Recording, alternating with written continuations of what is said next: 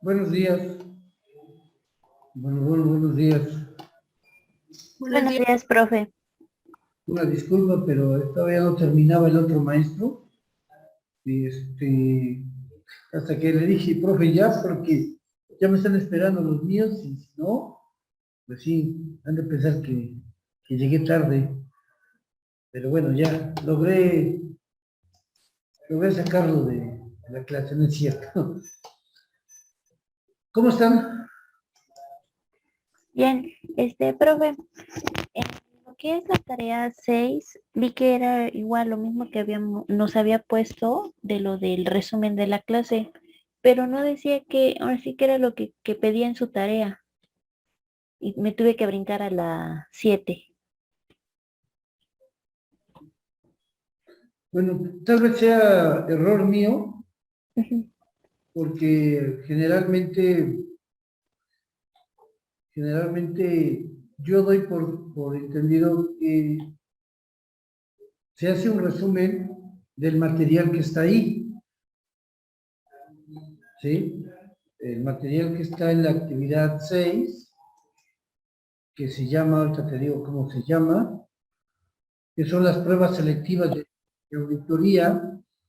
Se supone que la leen y hacen su actividad, o sea, su resumen, su trabajo, su ensayo, como le quieran llamar.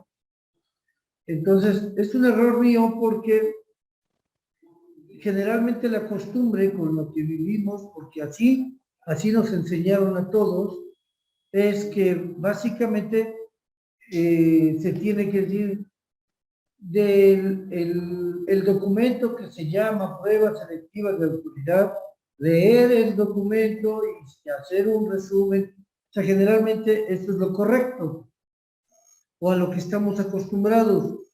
Y en cuanto decimos en la actividad en la semana 6 realizar un resumen, pues decimos de qué. Y yo doy por entendido que es de lo que está ahí en la semana 6.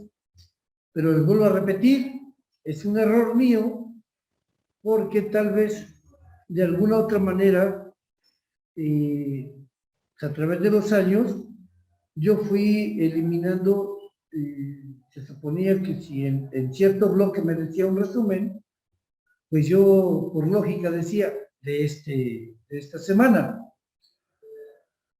pero no es así. La mayor parte del estudiante, y me lo han dicho varios, ¿no? Es que no has puesto el resumen, pero no dijo de qué. Y ya les digo, dice, pero es que no lo especifica ahí. Dije, bueno, tienen toda la razón, pero es sobre de eso. Y no conmigo, yo creo que con cualquier maestro, si abren la semana 7 o la semana 5 y dice una actividad, pues es relativa a la semana 5. Tiene que ser así.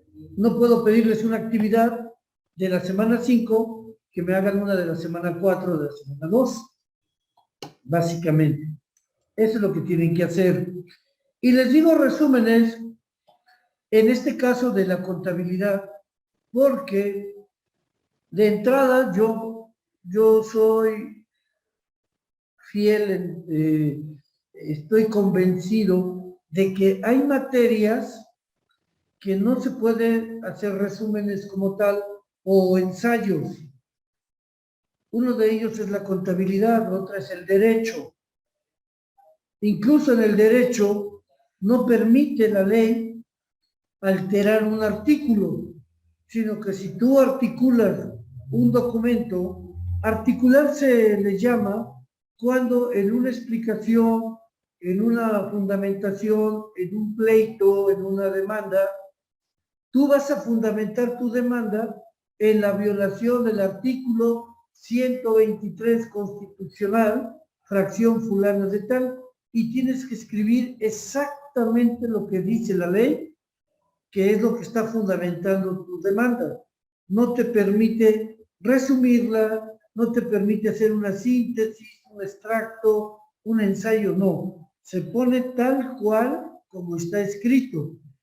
Hay carreras incluso áreas de la carrera que no permiten el resumen, porque estarías excluyendo, sobre todo en la auditoría, por ejemplo, se estarían excluyendo conceptos fundamentales. Por eso yo les dejé el resumen a manera de comprensión, de entendimiento, pero hay cosas que van a ser muy difíciles de resumirse. No es tan sencillo, por eso se los pongo así. Pero bueno, entonces esa es la explicación de que se pide el resumen de la actividad 6 y está el material, pues hacer un resumen, básicamente para que lo comprendan y podamos interactuar, que realmente es muy difícil interactuar cuando pues es uno o son dos los que participan, sí cuesta mucho trabajo. Tampoco soy tan lapidario ni me voy a quejar porque esta es una consecuencia generacional. Me refiero a la consecuencia generacional que de generación en generación desde hace muchísimos años, la educación, más bien no la educación, sino el concepto escuela, el concepto instrucción, se ha venido dando bajo los mismos patrones, en el cual estamos acostumbrados a llegar, sentarnos, escuchar, y solamente participo si me preguntan directamente. Si no me preguntan, ni levanto la mano. Pero ese no es problema de ustedes, es un problema generacional. Entonces aquí lo que tratamos con esto es que se vaya modificando esta conducta y de esa forma el plan que se realiza con el aula invertida es de que al tener ustedes los materiales puedan hacer el uso de su réplica, puedan hacer el uso de la duda de lo que estamos haciendo. Yo vi esto, yo entendí esto, eso es lo que se tendría que hacer. ¿Sí? Pero en realidad ha costado mucho trabajo. Y no solamente aquí, en todas las escuelas que estamos en la misma modalidad, pues no toman esa iniciativa y por lo tanto, pues cada semana, pues el que tiene que hablar y dar la clase, pues es el maestro, sin ninguna,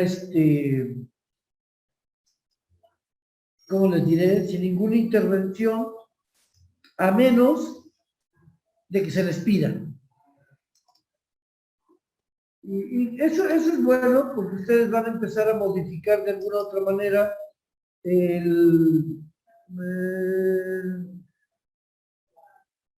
sí, está bien, Nico. Creo que ya habíamos trabajado anteriormente, ¿no? Al parecer, te me haces conocido.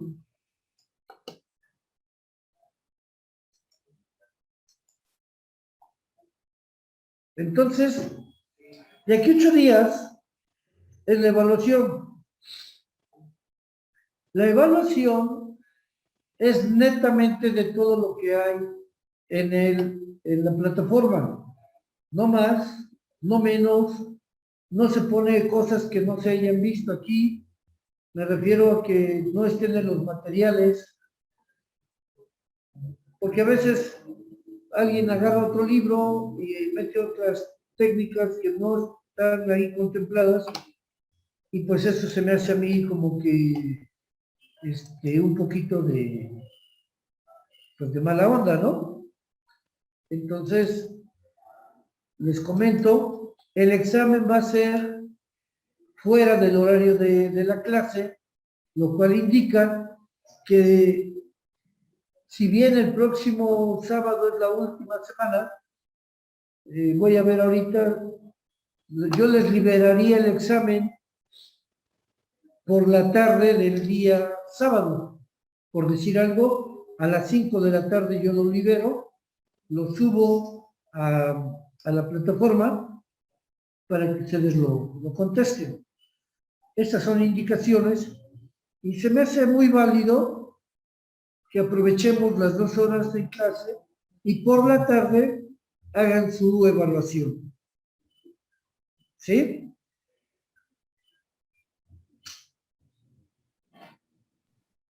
Bueno.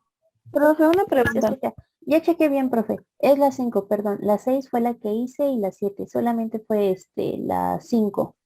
¿Sí? ¿Qué hay con las 5?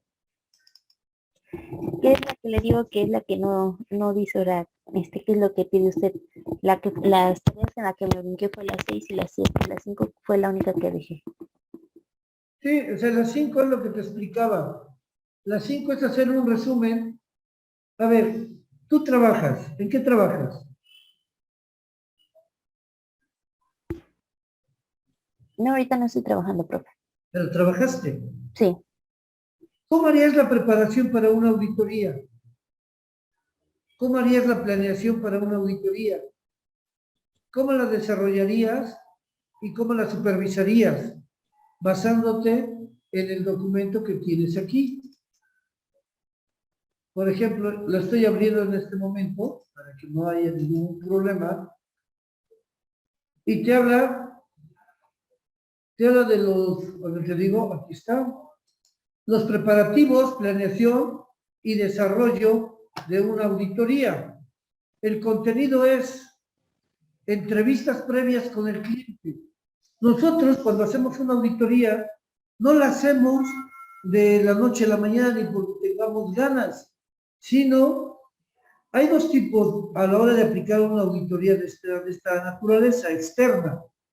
Por ejemplo, si es la Secretaría de Hacienda y Crédito Público la que te va a hacer la auditoría, ellos ya la planearon durante tantos años, revisaron con lupa todas tus declaraciones, toda tu relación con el SAT, el manejo de tus cuentas, todo. Ellos la planean de esa manera, a través del análisis de la información que tú les proporcionas. Por eso llegan un día, se presentan a la empresa y dicen, soy auditor, aquí está mi acreditación y le voy a aplicar una auditoría.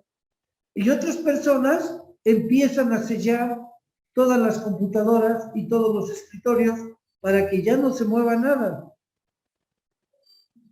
Si fuera una auditoría donde el patrón la pide a un despacho exterior, una auditoría externa, que puede tener la idea de saber cómo va mi empresa, o ya estarme preparando para el cierre del año y quiero estar lo mejor posible, pues le digo a mi despacho asesor que deseo una auditoría. Entonces, aquí, en la planeación, a diferencia de la otra, tú vas a realizar entrevistas con la persona que te contrata, para que él te plantee sus inquietudes y lo que quiere de esa auditoría. De esa manera vas a poder planear cómo vas a hacer la auditoría en la empresa. Por lo tanto, pedirás permiso para desplazarte dentro de la empresa y entrevistar a los actores del área o a los actores que van a intervenir, a los gerentes, a los directores de cada área. Deberás de pedir el conocimiento de lo que es la conformación orgánica y estructural y de cómo opera la empresa. Este aspecto te llevaría a ir preparando al personal de tu despacho sobre el tipo de auditoría que van a aplicar. Entonces, lo que tú vas a hacer en esta preparación, ¿qué son las entrevistas con el cliente? ¿Cómo las vas a definir? Primero, el servicio que vas a prestar es de auditoría. Aquí dice en el documento, es necesario que el contador público se entreviste las veces que sean necesarias con su cliente antes de iniciar la auditoría. Entonces, en un resumen yo te podría poner el título va a ser preparativos, planeación, desarrollo y supervisión de trabajos de auditoría. Número 1, por ejemplo, las entrevistas previas al cliente. Entonces aquí dices, ya no me vas a desglosar todo, simplemente procedimiento. Realizar las entrevistas necesarias, obviamente con el cliente, antes de iniciar la auditoría. Número 2, elaborar previamente una lista de los asuntos que se van a tratar con el cliente. Si te das cuenta, estoy extractando lo que dice. Es recomendable que el auditor elabore previamente una lista de los asuntos a tratar con el cliente. Después de tratarlos, deberá evaluarlos y determinar si se requiere o no otra entrevista para aclarar los puntos o los problemas a que hayan surgido como consecuencia de la entrevista anterior. Entonces, si tú lees el material que está ahí, vas a poder hacer un resumen. Ahora, yo por eso les preguntaba, si es que trabajan, imagínense que ustedes van a hacer la auditoría en el área de su trabajo, pues apliquen estos pasos. ¿A quién entrevistarían? ¿Qué le preguntarían? Yo le preguntaría, por ejemplo, a mi compañero. Habrá gente más, tenga buenas relaciones ahí, y decirle a su compañero de trabajo, mira, estoy haciendo una tarea y tú vas a ser mi cliente y te voy a entrevistar. ¿Qué te pasa por qué quieres la auditoría? ¿En qué área? Y lo pueden aplicar. ¿Sí? Bueno. Ya me salí de aquí. No. Aquí sigo.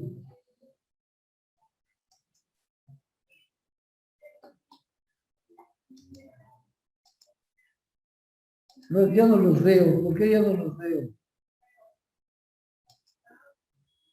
¿Sí me ven? No, profe, No, solo profe. No, profe, no sé. Es que no me veía yo tampoco.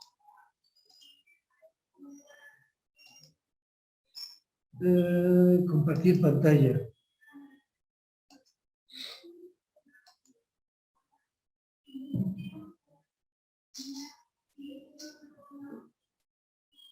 Es que yo no veía quién me preguntó. ¿Quién fue la que me preguntó? Carla, no. Katia, perdón, no. ¿Quién era? Ya abrí la página, a ver. Sí, profe, fui yo. ¿Katia? Sí. Es eso. Entonces, no creo que haya mayor problema.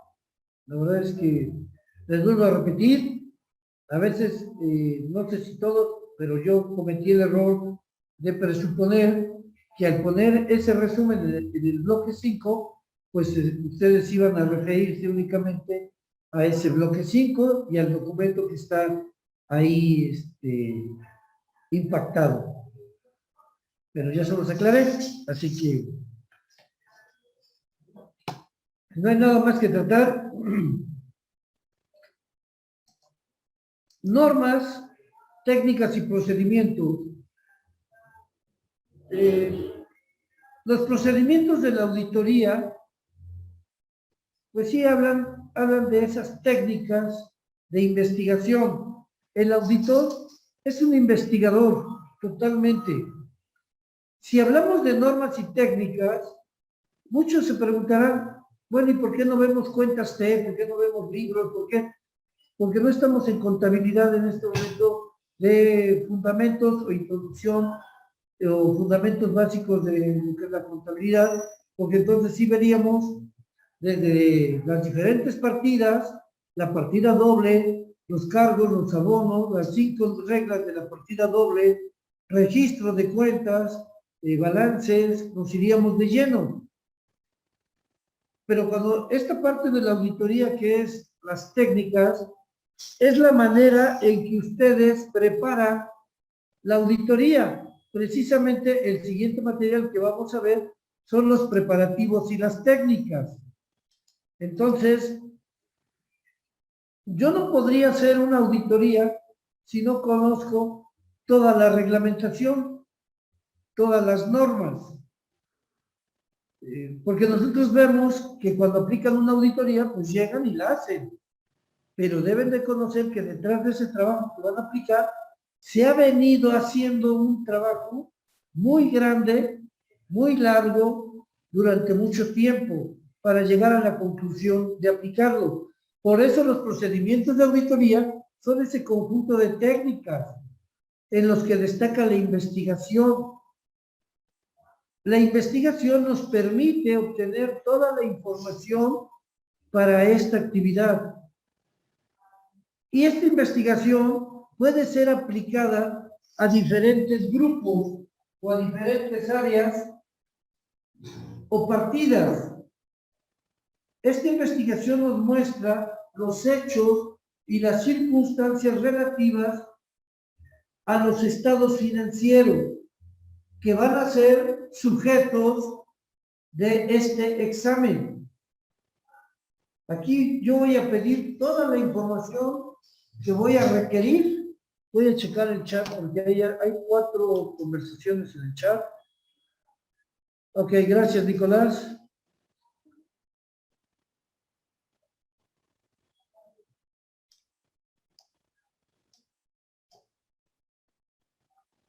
Es que a veces digo, las máquinas son máquinas, pero también... Sí, ok, ya. Entonces, aquí hay algo importante que deben de saber. Ustedes como trabajadores se debe de establecer toda la documentación que es importante para una empresa. Una auditoría es una investigación y ustedes saben hasta cuántos años deben de guardar sus documentos en la empresa, jóvenes.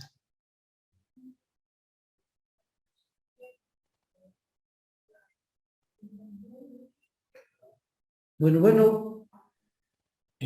Profe, bueno, no sé si ya haya cambiado, pero parece que eran 5 años, ¿no? Sí. Son Hacienda, 5. perdón. Son 5 años. Sí. Hacienda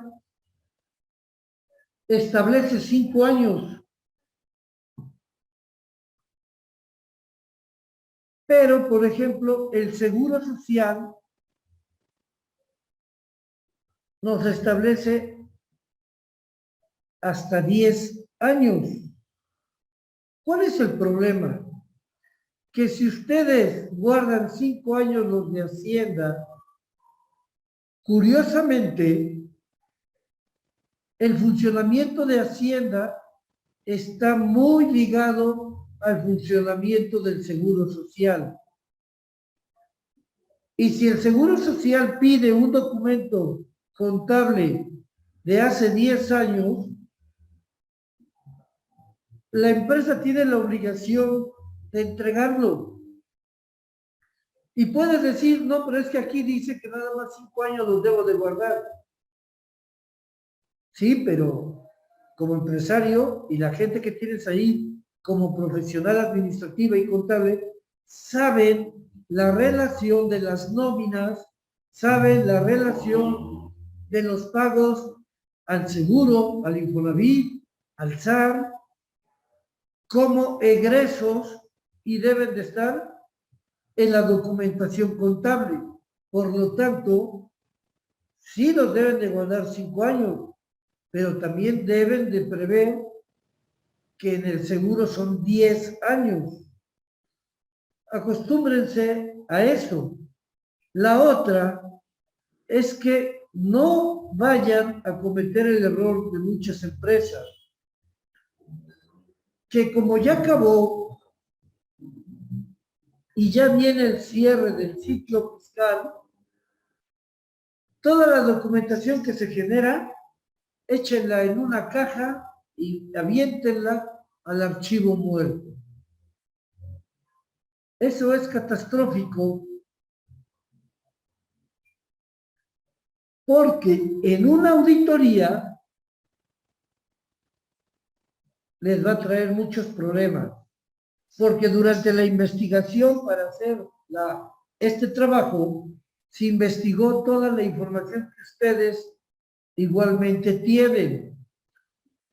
Pero si cuando la soliciten ya no la tienen, va a haber graves problemas. Es una recomendación de cuidar la información.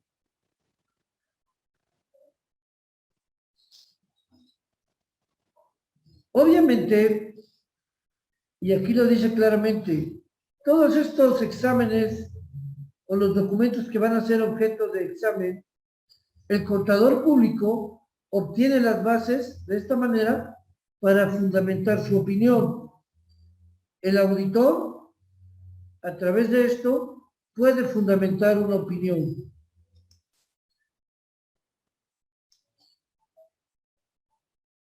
Tomen en cuenta lo importante que resulta esto. Puede ser la diferencia entre el pago o no de una multa. ¿Qué aspectos se van a considerar? Extensión o alcance. El auditor tiene que establecer en su programa de auditoría qué tan extensa y qué áreas van a alcanzar este trabajo de auditoría. Y si es oportuno o no realizarlo en este momento. ¿Qué es la naturaleza? Esta palabra se usa mucho, sobre todo en aspectos laborales, para determinar el origen o de qué tipo de auditoría se va a realizar.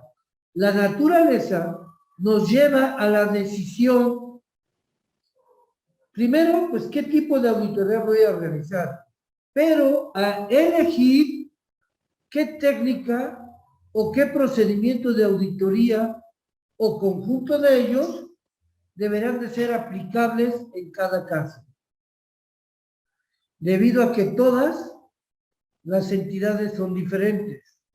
Por la tarde les voy a compartir un catálogo de cuentas, de normas, perdón.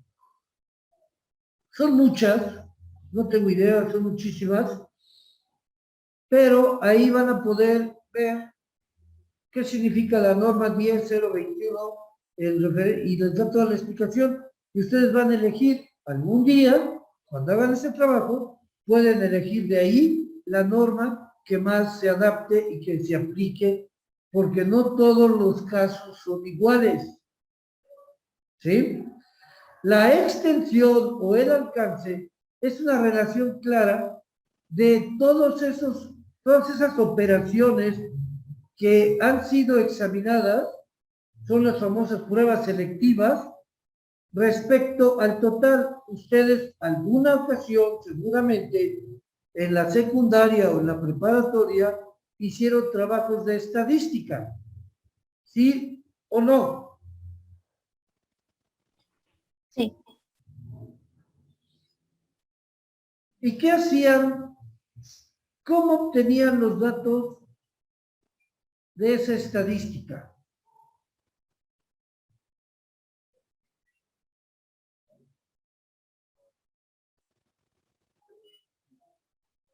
¿Cómo?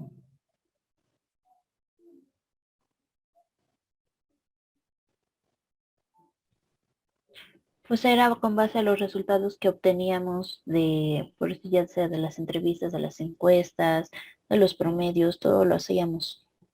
Ok.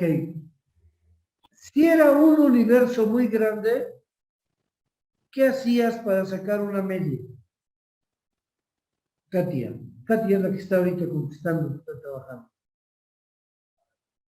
¿Qué se hace? Se toma ¿qué? Una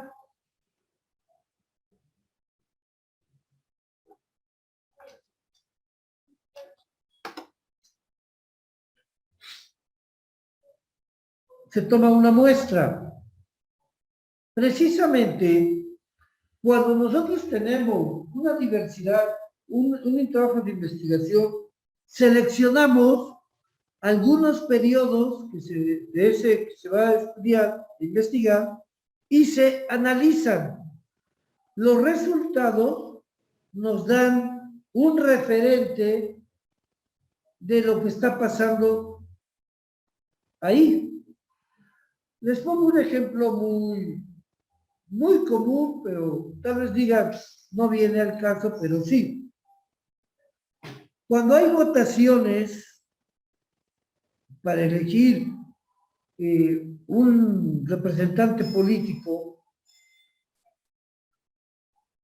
¿por qué creen ustedes que a las 6 de la tarde ya tienen los primeros preliminares?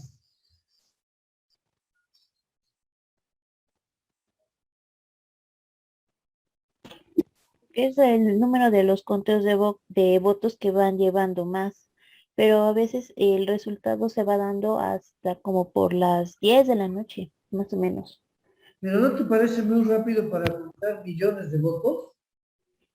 Es que más o menos le dan como un aproximado y eso como es, lo van contando como cada hora. Bueno, Maestro, no es un aproximado. Dime, maestro, Nicolás. bueno, en el caso de lo que comenta, pues prácticamente es como que se mide una tendencia, haz de cuenta, se contabiliza. Obviamente el resultado que dan una preliminar, ¿saben qué? Pues fulano de tal lleva, un ejemplo, 10 puntos, pero esos días ya están confirmados que sí son verídicos. Por eso entonces es que pueden hacer un estimado, porque todavía no se hace todo el conteo de todo el universo de datos, a lo mejor van el 70% y el 70% me está arrojando que fulano de tal va adelante en una encuesta, a diferencia de la otra persona. Entonces, prácticamente si tú dices, bueno, si ya llevamos un 70, un 80 ya contabilizado y este va arriba, pues aquel que va en 4 y este ya lleva 10, pues aunque ganara lo que resta, no lo va a alcanzar. Entonces ya pueden decir ya un estimado de que hay una probabilidad muy grande, casi un 80-20, o hasta más de un 60% que el que ya va arriba, pues ya no lo tumbas, aunque le ganes. Y es difícil que en lo que te falte no sume más puntos de los que ya lleva.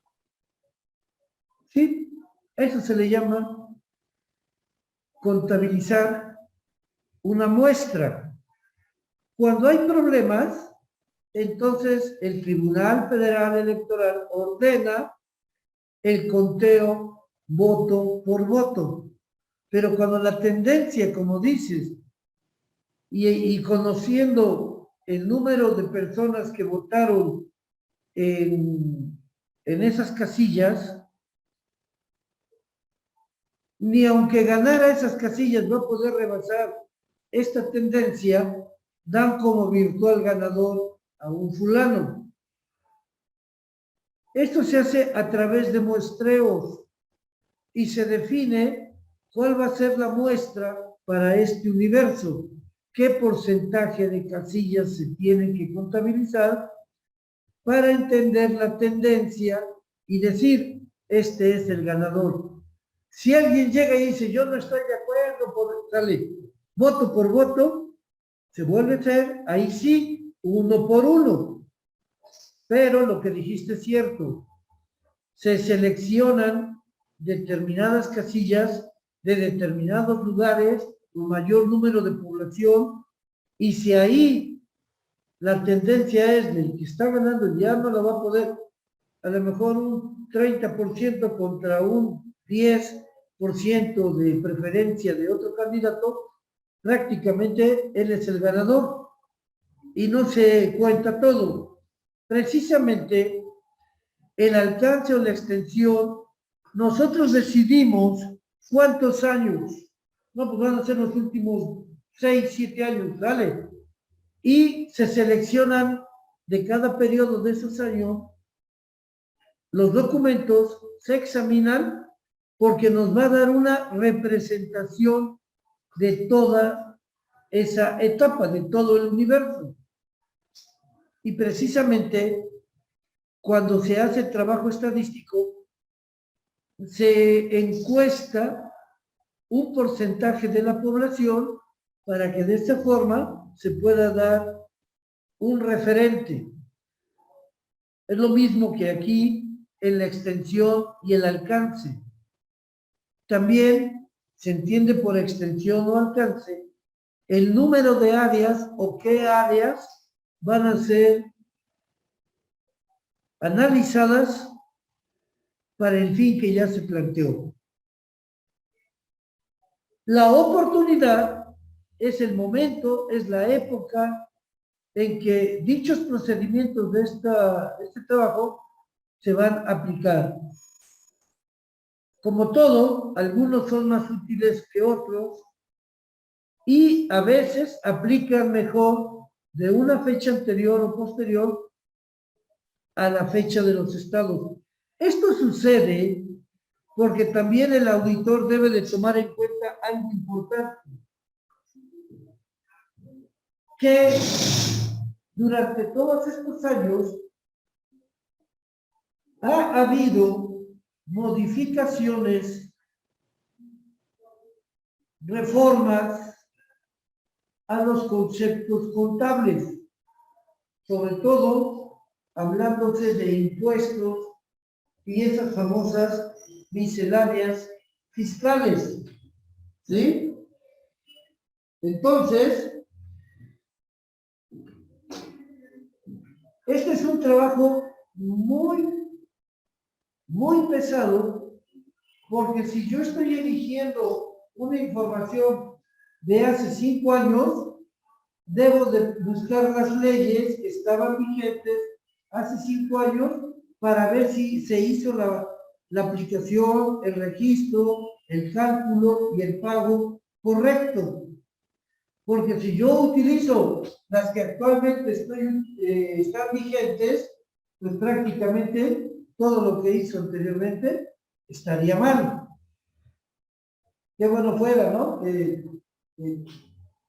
Pues con las actuales. Pero yo creo que ahí radica también lo complejo de este trabajo y el nivel de disponibilidad y de actitud para realizar esta planeación. Es muy profunda. Por lo tanto, las técnicas de la auditoría son los métodos prácticos de investigación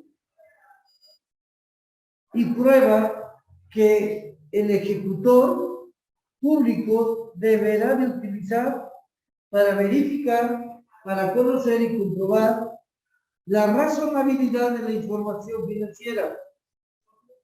Los contadores conocen muy bien estos procedimientos, cálculos, registros, y en los comparativos para ver si la información coincide. Y de esta manera van a poder ejercer y dar una opinión. Básicamente, les está diciendo que para dar una opinión, pues debes de conocer. Y ese, pues es un trabajo que le gusta mucho a los auditores. El estudio general es la primera percepción a la hora de apreciar a una empresa. Es la primera impresión cuando vemos por primera vez sus estados financieros y de lo que está compuesta. ¿Cuáles son esos rubros que integran y componen ese estado financiero? analizar y ver las principales partidas de registro. Importante, la lectura de la redacción de los asientos contables. Ahí nos podemos dar cuenta de las características fundamentales del saldo.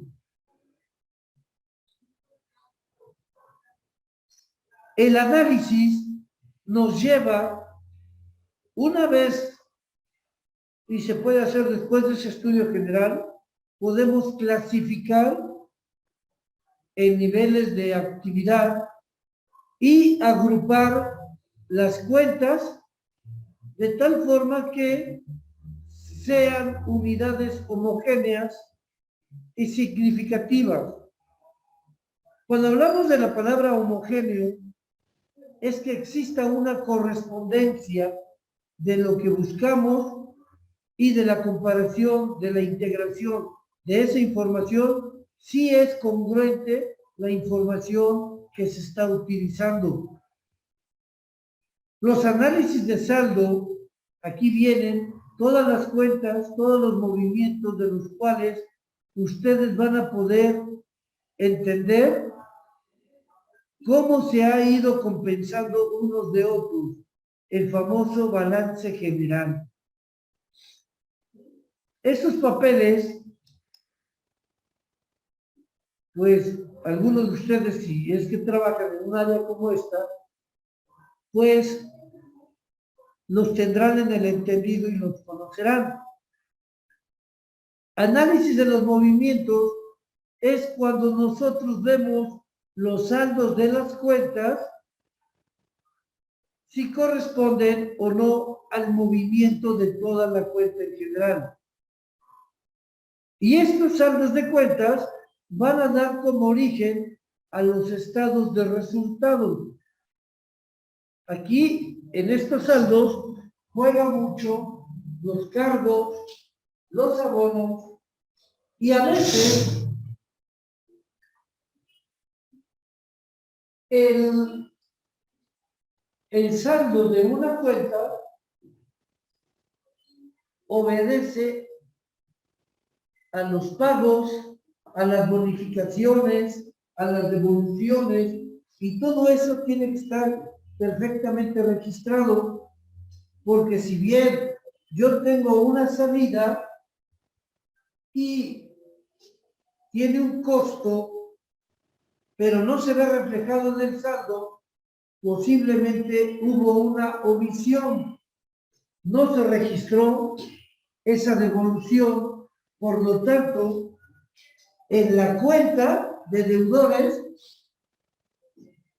ese personaje que le envié ese material y me lo devolvió, en teoría, me sigue debiendo el dinero porque no está con la contrapartida.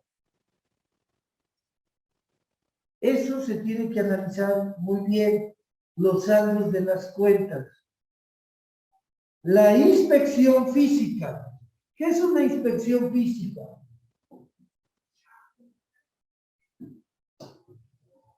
Hacienda obliga a las empresas a implementar un sistema, un software.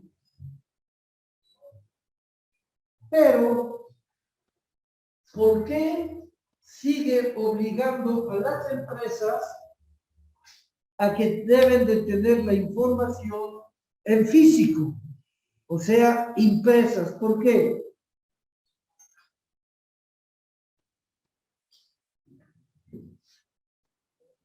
Porque en caso de que llegaran, por decir, se les cae el internet, se les cae el sistema o se les descompone la computadora, tienen que tener siempre un respaldo, no siempre hay que confiarse de las máquinas. efectivamente, Hacienda no confía de los sistemas, porque además, Katia, se puede maquillar. O Se- pueden también hacer, hay un mal movimiento y pues ahí es cuando van a colaborar, ¿cómo se llama? Revisar en físico, se van a decir, no, pues, ¿por qué aquí tiene esto y aquí tiene el otro? Exactamente, no hay una coincidencia.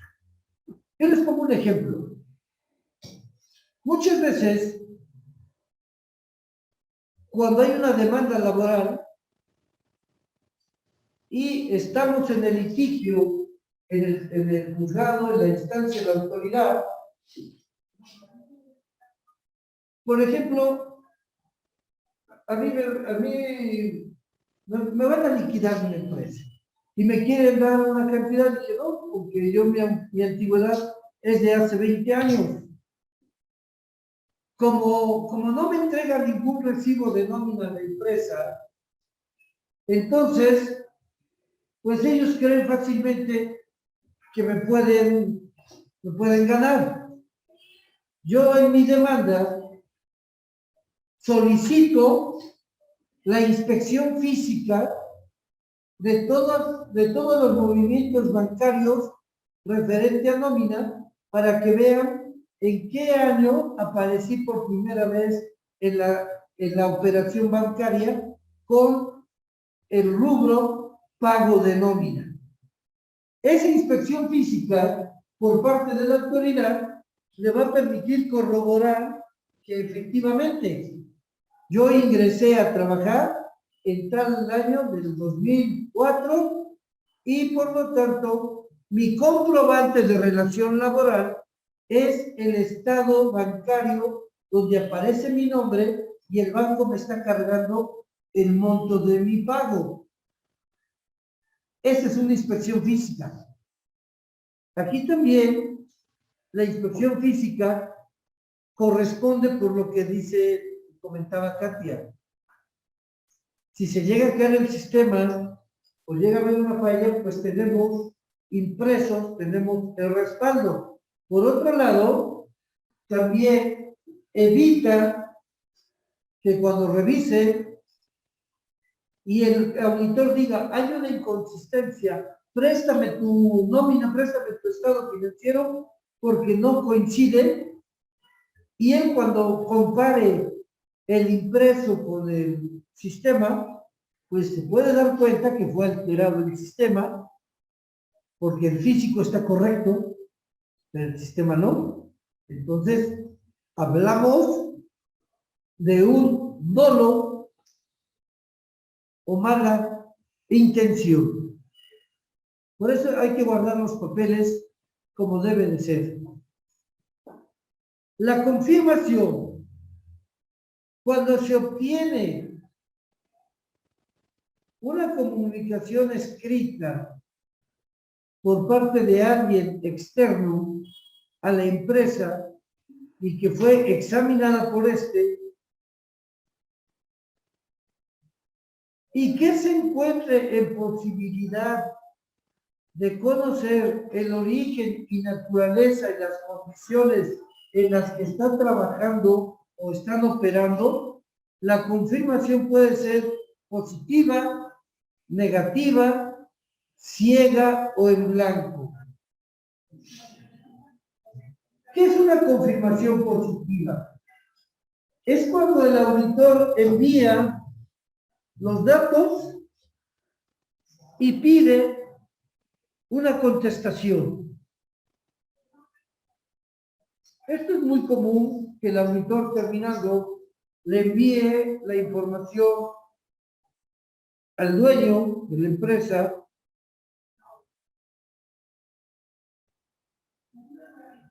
¿sí?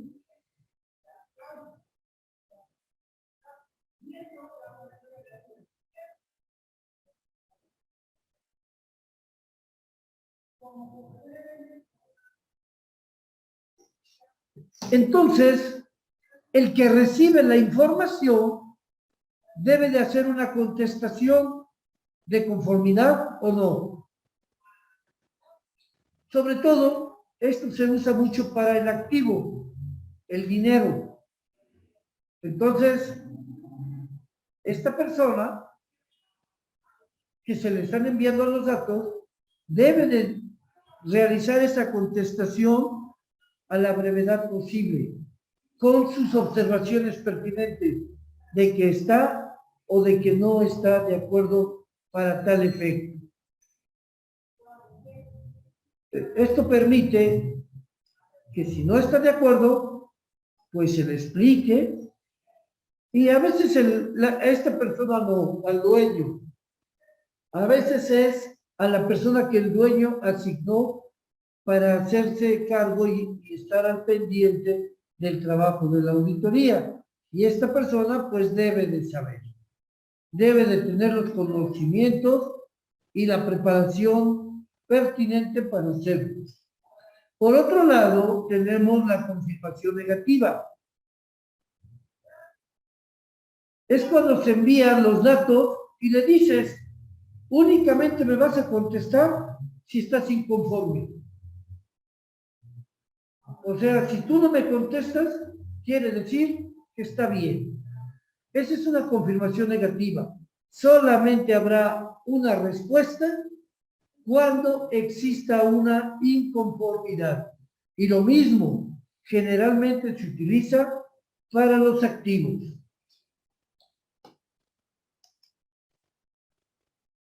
¿Qué es una confirmación indirecta, ciega o en blanco? No se envían datos y se solicita información de saldos, movimientos o cualquier otro dato que sea importante, que sea determinante y necesaria para la auditoría. Generalmente esto se usa para el pasivo. Generalmente el pasivo son deudas. Entonces, no se manda ninguna información, pero sí se puede solicitar todos aquellos datos en cuanto a saldos, movimientos o cualquier otro que sea y vaya a incidir en el procedimiento de la auditoría. Generalmente es el pasivo. ¿Por qué? Porque el pasivo, al final, lo que se interesa aquí y lo que nos quita el sueño es el activo. Entonces, cuando se hacen estos informes, difícilmente se toca, o casi no se toca el pasivo, sino siempre se va con el activo, pero no deja de ser importante y no deja de ser en algún momento base o documento de investigación o de corroboración a lo que estamos exponiendo. La investigación es la obtención, es muy obvio, es la manera en que vamos a obtener información, datos, comentarios de todos los que conforman a la empresa. Por costumbre, y esto es algo que también se los comento, en las empresas, siempre que les dicen que los van a auditar y no saben en qué momento van a llegar, las empresas se ponen a temblar. Yo no sé por qué es una práctica común en que la gente va a ver auditoría cuando la otra semana, ¡chin! Y todo el mundo empieza a correr a juntar papeles. ¿Por qué no lo hacen cuando lo tienen que hacer? ¿Por qué siempre al final? Y para aquellos que manejan el dinero y les dicen de la auditoría, muchos de ellos están nerviosísimos, porque la verdad muchos de ellos hacen malos manejos. Entonces vean cómo es importante todo esto, la investigación. Y también otro dato, siempre que va a haber una auditoría, le dicen a los trabajadores, a los empleados, está prohibido que hablen, no vayan a hablar nada, si les preguntes, digan, no sé, váyanse, no le hagan caso. Porque el auditor llega a observar y él sabe perfectamente lo que pasa. Entonces le pregunta, oye, ¿cómo te llamas? Ah, aquí están platicando. Se llaman entrevistas informales, así se llaman. No tienen ningún formato, ninguna hoja, nada. Simplemente están desayunando y el auditor busca el lugar donde comen los empleados. Y entonces dice, hola, ¿trabajas aquí? Sí, aquí trabajo. ¿Qué haces? No, pues mire, yo hago esto, y todo esto. Es muy hábil el auditor y les empieza a sacar toda la información. Esto a las empresas las angustia. Entonces, le dicen a su personal que no hablen de nada con esta gente. Y por otro lado, hay una práctica muy fea que solamente demuestra que algo están haciendo mal. Le dicen a la gente, mira, si te piden la información, no corra, no se la des luego, déjelo que se espere. Tenemos trabajo. Ya está el auditor pidiendo la información y se la dan hasta que bien quiere. Eso puede ser contraproducente, porque el auditor finalmente es su trabajo. Pero sí puede levantar sospechas el hecho de que me entregan cuando quieren y como quieren. Para el auditor es una muestra de que algo anda mal y no quieren que yo me entere. Así que, ojo con estos tips también al mismo tiempo. La declaración. Esta parte es un documento muy importante. En la declaración aparecen todas las manifestaciones de los involucrados y con su firma,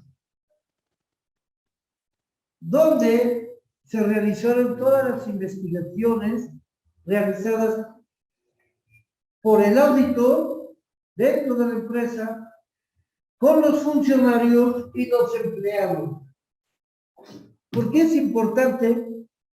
Porque va firmada. A veces, cuando hay ciertas restricciones al respecto, se opta porque esta declaración sea ante una autoridad y ésta la certifique.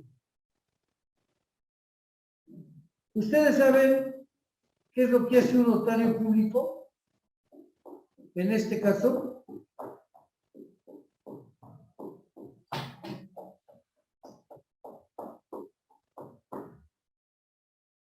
los notarios públicos Tiene que dar fe, certificar, dar la legalidad. exactamente, dijiste algo, dar fe pública. ¿Por qué están capacitados para dar fe pública?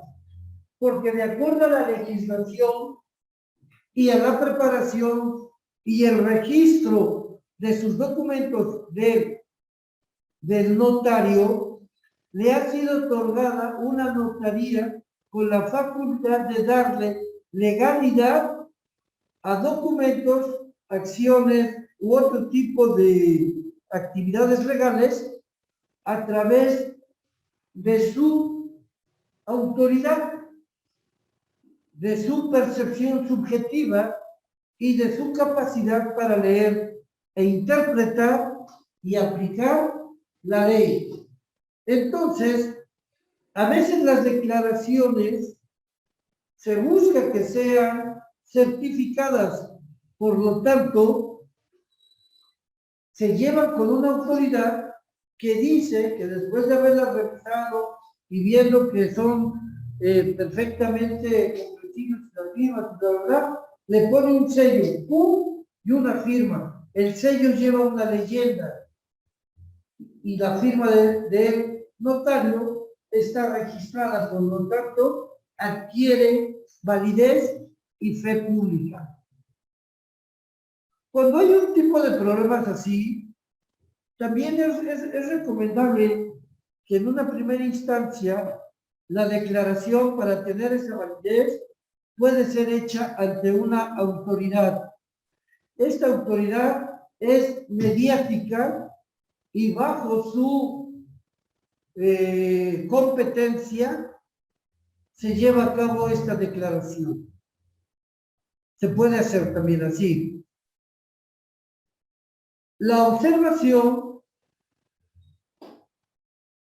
cuando termina una auditoría, el auditor entrega un documento con todas las observaciones que él encontró durante la auditoría. Las estudia, por supuesto, las entrega, y estas observaciones vienen acompañadas de sugerencias que deben de realizar para subsanar el problema. Aclaración. Este tipo de acciones no eximen a las empresas de la responsabilidad de los actos y de los hechos. Por lo tanto, van a ser objeto de una sanción económica, una multa, y les van a dar la oportunidad de aplicar las sugerencias en base a las observaciones. Generalmente el periodo para esto es de 30 días hábiles para su aplicación.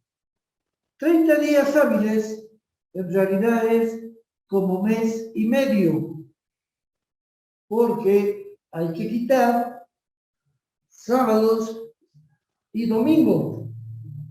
Entonces, se extiende hasta la primera quincena del siguiente mes. Pero como nada más se contabilizan los días hábiles, pues deben de ser 30, pues prácticamente es mes y medio para esto. En caso de que regrese, el auditor para verificar que ya se hayan aplicado las sugerencias y las observaciones, si ya las aplicaron, felicidades, han dado buena imagen y posiblemente no los estén monitoreando. Pero si no aplican eso, aparte de que los van a volver a sancionar, seguramente cada año van a tener a los auditores en su empresa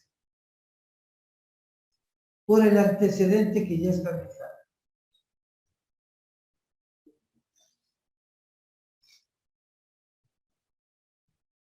Tenemos, por ejemplo, el principio del cálculo.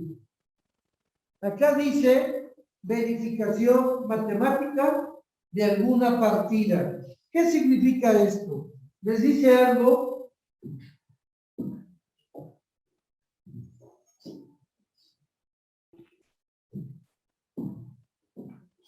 ¿Alguien sabe lo que significa eso del cálculo? Bueno, pues sí, su significado es piedra. Cálculo es piedra. Pero en términos operativos y profesionales, el Son cálculo... las ecuaciones, ¿no? ¿Perdón? Las ecuaciones donde vemos las potencias, todo eso. Sí.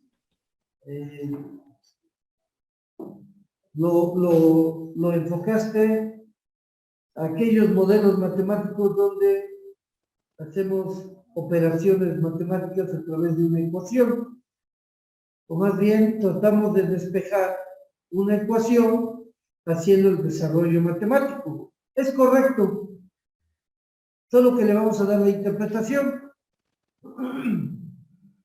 Las máquinas hacen todo el cálculo por sistema. Si ustedes hacen una nómina, elaboran la nómina, en la actualidad, elaborar una nómina, pues es muy sencillo, a diferencia de hacer una nómina. ¿Por qué? Porque en la actualidad ustedes cuentan con softwares de nómina. Entonces, lo único que hace es capturar esa información, capturarla y procesarla. Nada más. Y ustedes, al terminar de capturar las diferentes incidencias de nómina, le dicen a la máquina, buscan el menú y dicen cálculo de nómina. ¡Pum! Le dan clic, verifican los datos que sean correctos, los datos de la nómina, verifican el periodo que sea el correcto y le dan clic, calculas.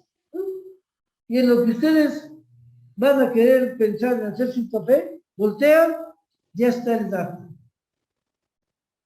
Ya tienen ahí el total de la nómina.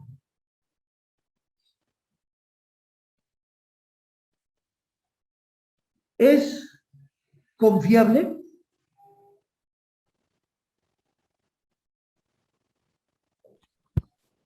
Pues por una parte sí, pero por otra parte no.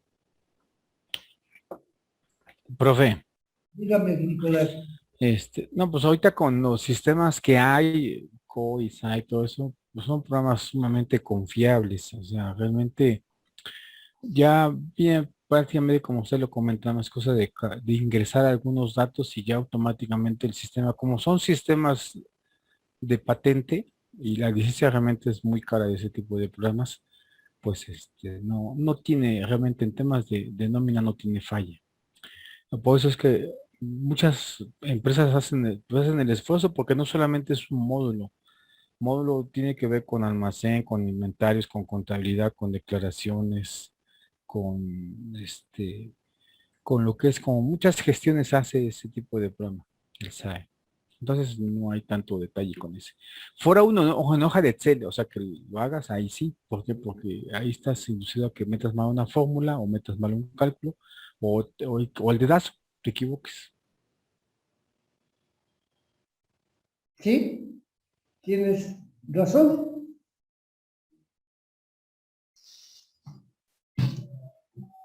A pesar de lo que dijiste, ¿por qué entonces en una empresa, cuando haces una nómina por sistema, tiene que pasar por el proceso de verificación en el área que se tiene que aplicar? ¿Por qué se revisa? Porque aún así puede haber algunas fallas, no tanto por el sistema, sino por el operador. Pero hay algo que es muy interesante. Las máquinas hacen el cálculo, pero algunas máquinas, algunos software más bien, por ejemplo en este caso del IMSS, se maneja, la recomendación es manejar hasta 4 o 5 decimales y muchas máquinas manejan únicamente 2, muchos sistemas.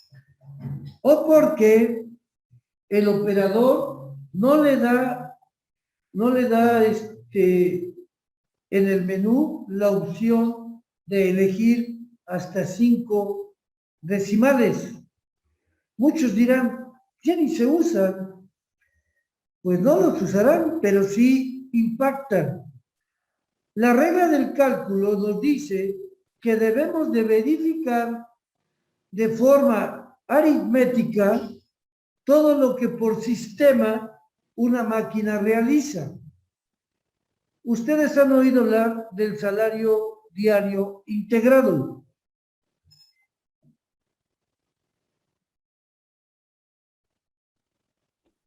Sí, ¿Qué tienen por salario diario integrado?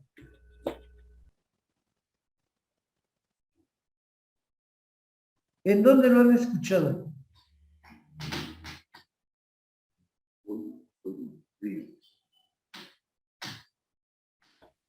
pues también se le conoce también como el salario diario, que son las prestaciones que nos dan y que no nos pueden quitar. No, el salario diario es una cosa y el salario diario integrado es otra. El salario diario es el que se percibe directamente por el pago ordenado de un trabajo por un patrón. El salario diario integrado es el salario que se le declara al Seguro Social. Y este salario va acompañado de la parte proporcional. Aquí se tiene que hacer el cálculo diario, es decir, si a ti te tocan 6 días de vacaciones al año, entonces tienes que hacer la regla de 3. Si de un año me tocan 6 días, ¿cuántos días me tocan por un día? Entonces dicen, si por 365 días del año me tocan 6, de un día, ¿cuánto me toca? Entonces multiplicas 1 por 6 entre 365 días y el valor que te dé es un valor, es lo que de vacaciones diario te va a tocar. Si tú multiplicas ese valor por 365 días, te va a dar un aproximado de 6 días, porque estás multiplicando uno de cada uno de los días que te están tocando en proporción. La otra parte del salario integrado es el aguinaldo. Lo mismo, si te tocan 15 días por año, como marca la ley, pues divides, sacas la regla de 3 y dices, bueno, si vas a multiplicar 1 por 15 entre 365 y te da el factor o la cantidad que tú vas a sumar. Perdón, se me olvidaba, en la de vacaciones, cuando ustedes multipliquen 1 por 6 entre 365 días, el resultado que les dé, ustedes lo van a multiplicar todavía por el punto 25. ¿Por qué? Porque la Ley Federal del Trabajo establece como prestación vacacional el 25% como prima vacacional. ¿De dónde sale ese 25%? De multiplicar el resultado que tuvimos de 1 por 5 entre 365 días y ese resultado lo multiplican por punto 25. La cantidad que les dé es lo que les corresponde de prima vacacional por un día que sumado en un año les tiene que dar la cantidad total que se hace por medio de las máquinas. Esto, ¿por qué es importante? Porque los auditores, los auditores del del Instituto Mexicano del Seguro Social, ellos sí saben hacer este cálculo manual. Y entonces toman hasta cinco decimales. Ustedes toman 2 y a lo mejor en la operación les salió 145.666.578. Ustedes se quedan con el 66. Cuando el Seguro Social hace la auditoría, dice, si te salió 66, 5, 6, 7, 8, ellos aproximan. Y dicen, este aproxima a este y se vuelve 8, este aproxima y se vuelve 6. Este aproxima y se vuelve 6. Entonces no es 66, es 67. Ese centavo, imagínense, en 300 trabajadores que les falten 10 centavos, 5 centavos, 2 centavos. Parece irrisorio, pero así es. Cuando acumulan la cantidad de centavos que vienen arrastrando desde hace 10 años, multiplicado por la actualización y por recargos y gastos de ejecución, y les digan que me deben una multa de 20, 25 mil, 30 mil pesos, es porque no verificaron esta regla del cálculo en las operaciones que por sistema la máquina hace. Y la máquina tiene la información de 2 decimales, no de 5. Por eso es importante la regla del cálculo. Cuando llegaba el auditor del IMSS, yo me acuerdo que me decía, ¿es que tienes diferencias? La verdad, yo lo sé hacer porque me enseñaron unas personas especiales. Entonces, yo le decía, a ver, vamos a hacer cuentas. Y hacía yo mi cuenta y le decía, ¿sabes qué? Estás mal. Yo no te debo ningún centavo. El instituto sí me debe diferencias y se las voy a pedir. Para eso es esta regla del cálculo. Es tan sencillo que cuando ustedes dicen, sí, ya te pero dime de dónde salió esto. Oye, ¿cuánto dinero te sobró? Pues me sobró tanto, haces la cuenta, sí. Pero a ver, con manzanitas explícame. Mira, me gasté tanto de esto, tanto de esto. Entonces, ¿por qué me entregas esto si de gastos fue tanto? Tienes un faltante. Déjame acordar, ¿no? Las verificaciones aritméticas, yo sí se las recomiendo a manera de seguridad. De verdad, ¿eh? No den por hecho lo que dice un sistema.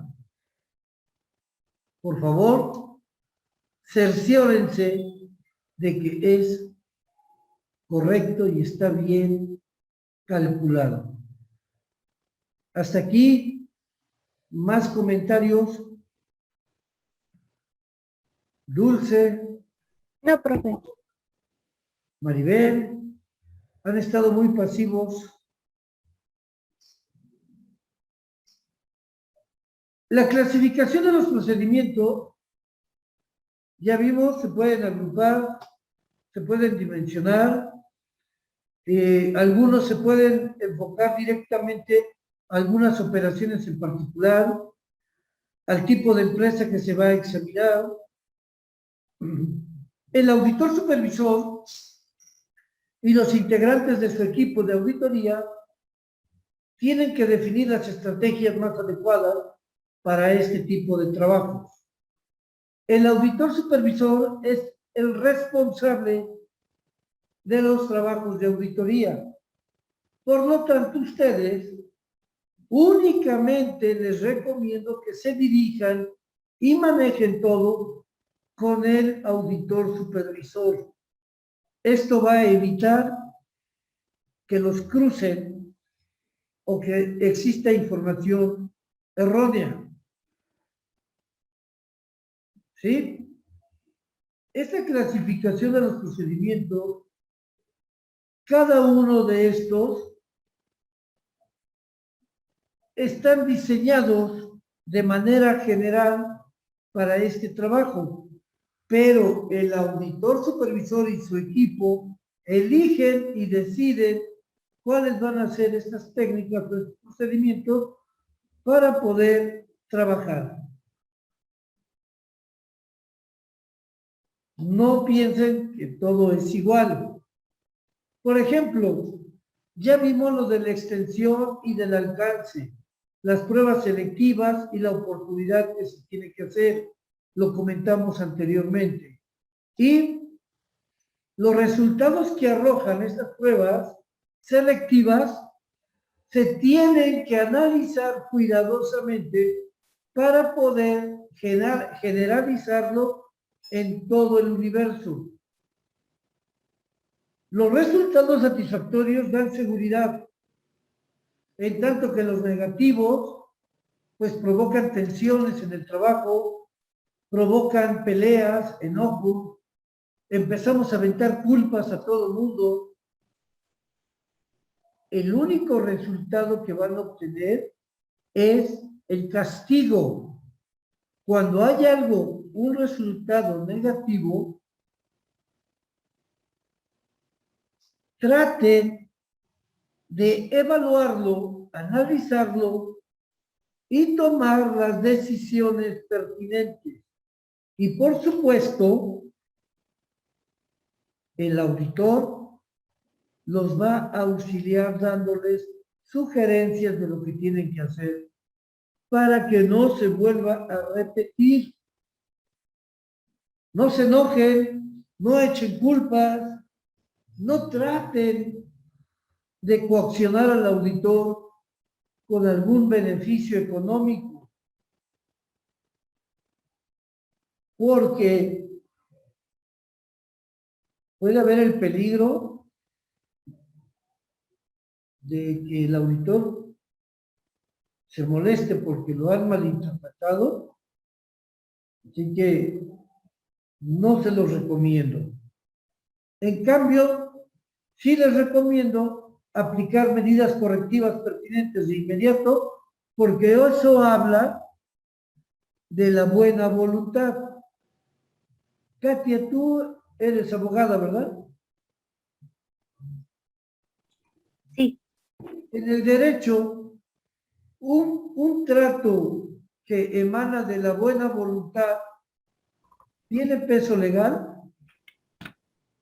Sí.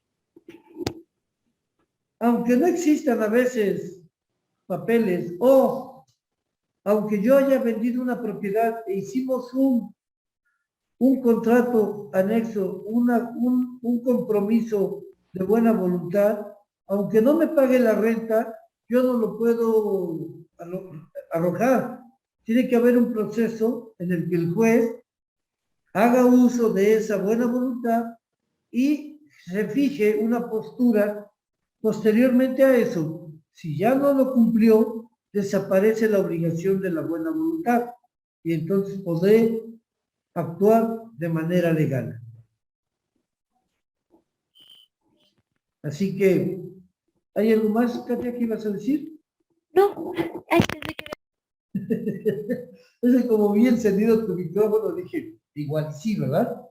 Entonces, el auditor debe de considerar en primer término todos los objetivos específicos de la auditoría, lo que debe y quiere alcanzar con ello.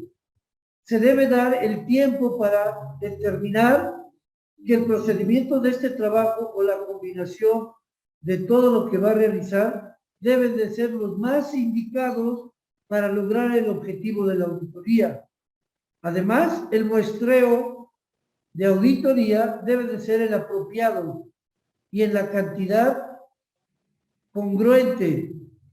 Todas las evidencias, todas las condiciones de errores, existe la posibilidad, pero para eso es la auditoría, para la mejora continua.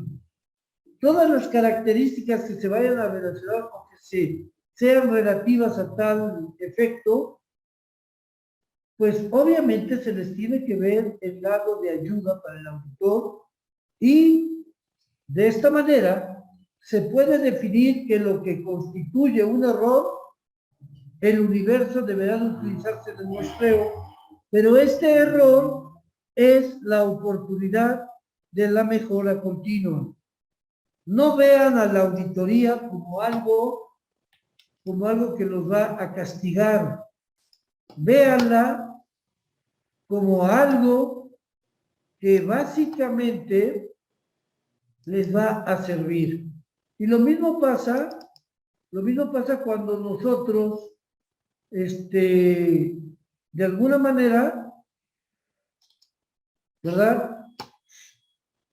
Nos dicen en alguna situación que podamos estar mal y nos molesta. No se molesten, no se enojen. Lo que tienen que hacer es actuar.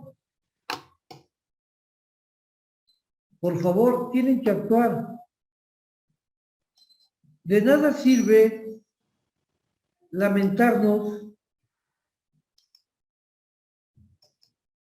de nada sirve vivir en un constante lamento.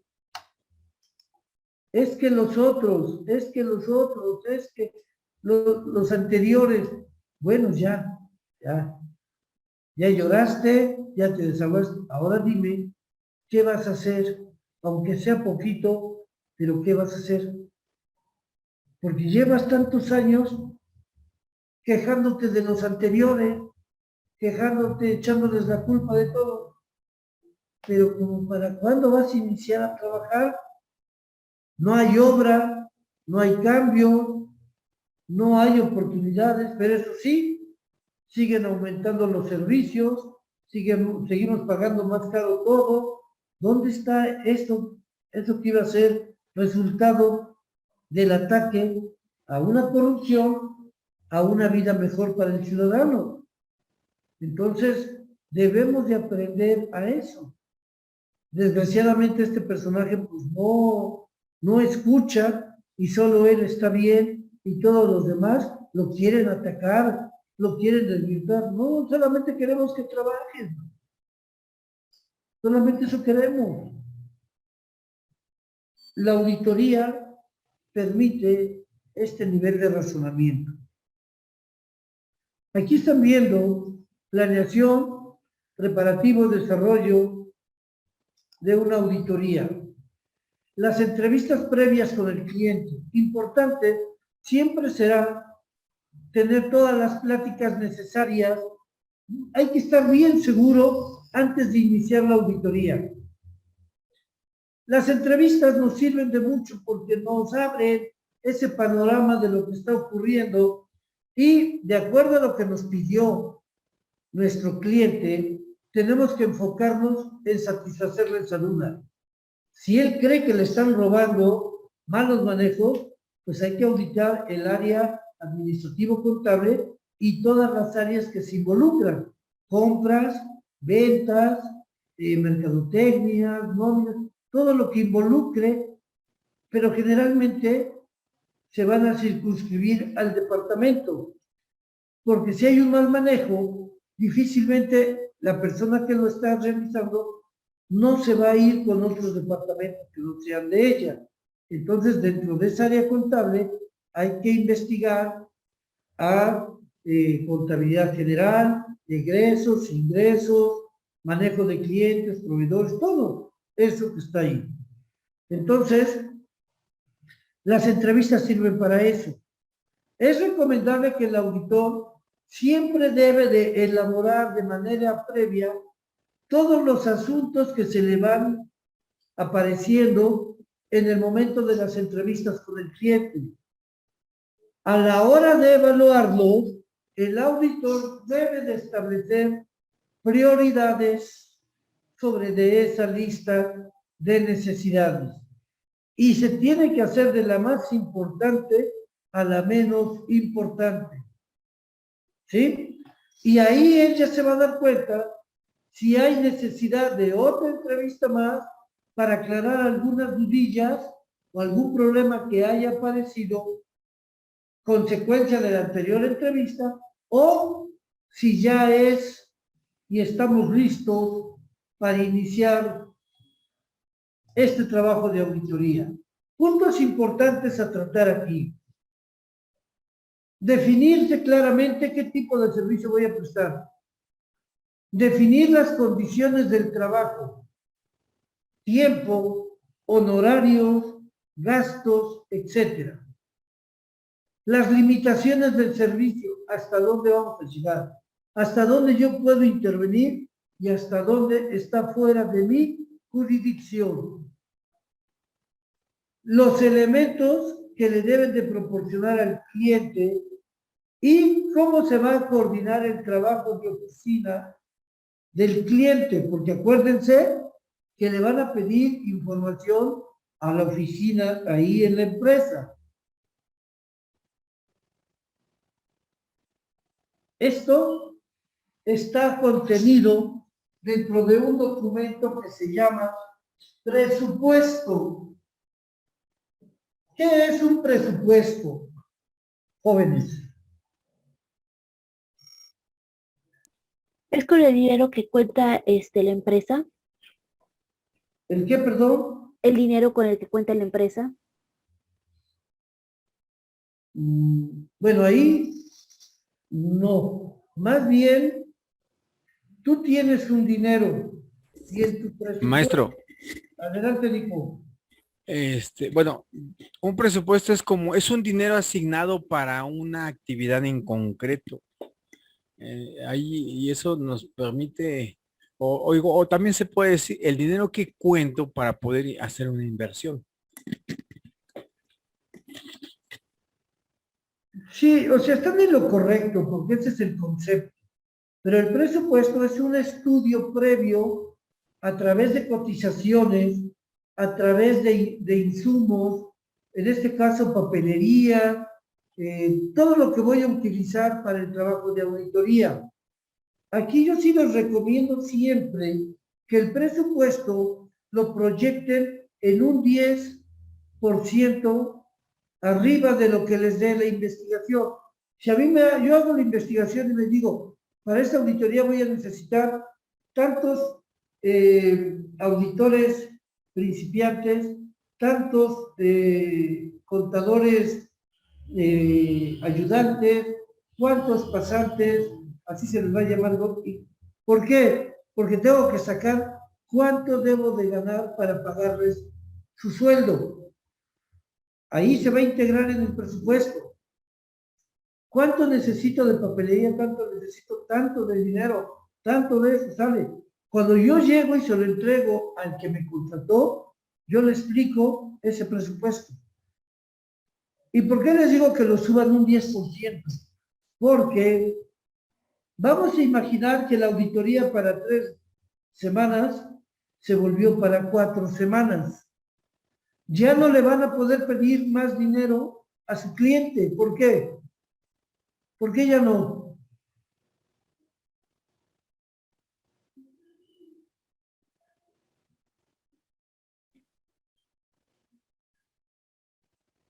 Pues porque bueno, el cliente ya dio lo que que tenía que dar, no sabemos si él pueda seguir dando más. No, lo que pasa es que por eso hacen un presupuesto. Y tú me dijiste que esto me iba a costar tanto. Y dime. No, pues sí, es que ya, en teoría es como cuando tú contratas a un maestro, oiga, ¿cuánto me cobra por revocado? No, pues te cobro, no sé, 100 el metro. Ah, bueno, ya. O sea, ya me dio su costo, ya sobre eso, si no le calculó, si después ya no le salieron las cuentas con sus chanes, ya fue tema de él. Pero por eso es que es lo mismo ahí, es un tema así muy burdo, pero semejante a eso. No, es perfecto, exactamente, Nicolás. Y lo más grave es que todo va a salir de la bolsa del auditor supervisor, del jefe. Por eso es que se debe de hacer perfectamente el cronograma de actividades, en qué tiempo, qué insumos, qué necesito, cómo debo de trabajar, honorarios, gastos, etcétera. Algo importante también, porque todo es importante aquí, es establecer con el dueño la necesidad de que la gente coopere, porque si se atrasa el trabajo, será porque la gente no quiere entregar la información a tiempo, que esa es una condicionante que yo no sé por qué los jefes le dicen a la gente, no les entregues las hojas cuando quiera, que se esperen. Cuando eso sucede, de inmediato se le tiene que informar al dueño para decirle, mira, si esto se extiende más, lo mismo.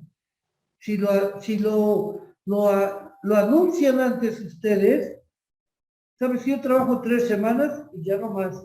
Oye, pero es que, ¿sabes qué? Tu gente estuvo obstruyendo el trabajo y nunca quisieron entregar la información. Sí te la puedo terminar, pero te va a costar más dinero. También hay que tomar en cuenta eso, ¿eh? Hay que ser muy hábil a la hora de negociar.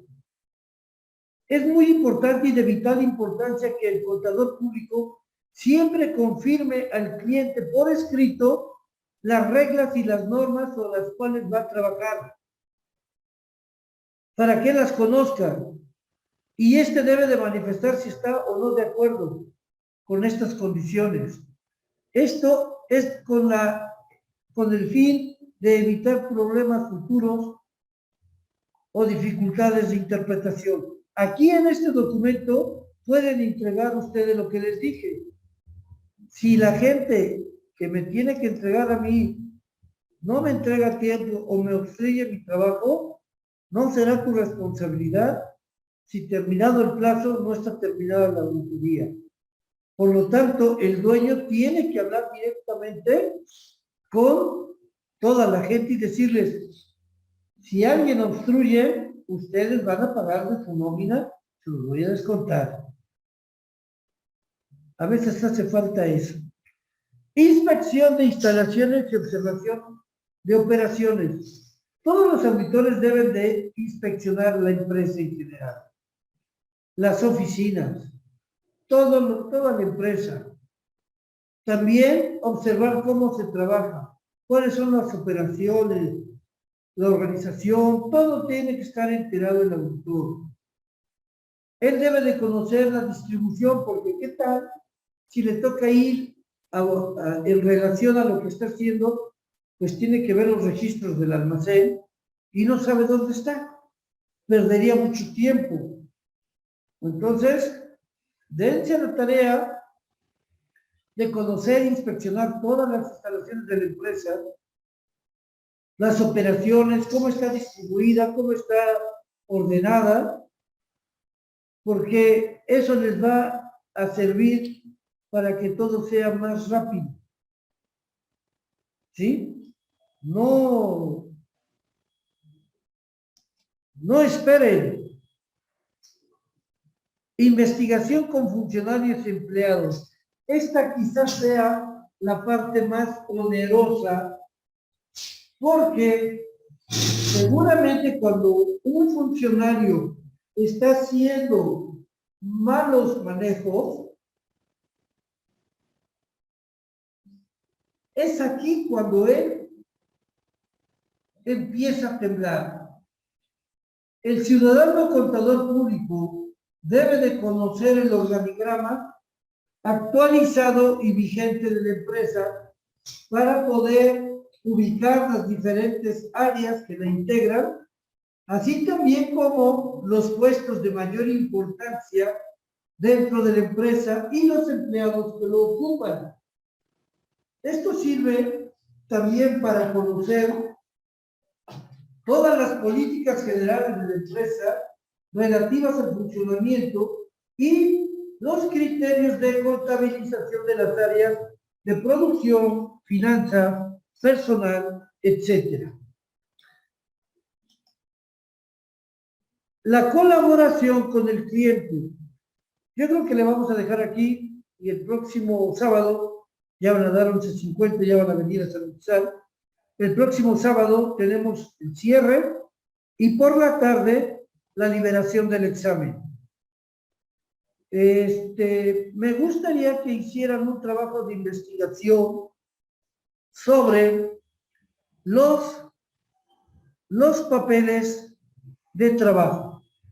Así, papeles de trabajo y todo lo que puedan investigar al respecto, ojalá lo puedan tener para los 18 días y poderlo comentar con ustedes. ¿De acuerdo? Sí, profe. Una pregunta. Dígame, Es Maribel. referente al examen. ¿El examen lo va a liberar ese día, o sea, sábado, y lo va a cerrar ese mismo día o va a dejar otro día para que podamos contestar? Generalmente les doy 2 horas. O sea, Generalmente. a partir de que se termina la clase, 2 horas. No, yo lo libero porque tengo que, aquí no lo voy a liberar, llego a mi casa y de ahí lo libero. Y de hecho siempre se los libero ya más tarde, como a las 4, para que estén tranquilones y lo puedan contestar de 4 a 6. Oiga, profe, ¿y no había manera de que lo dejara hasta las 11? Porque también como es cierre de las demás, y también está en el mismo esquema de que el examen es después de clase, Díganme ¿no se ustedes a podrá? qué horas quieren que se los libere. Díganme la hora y con mucho gusto.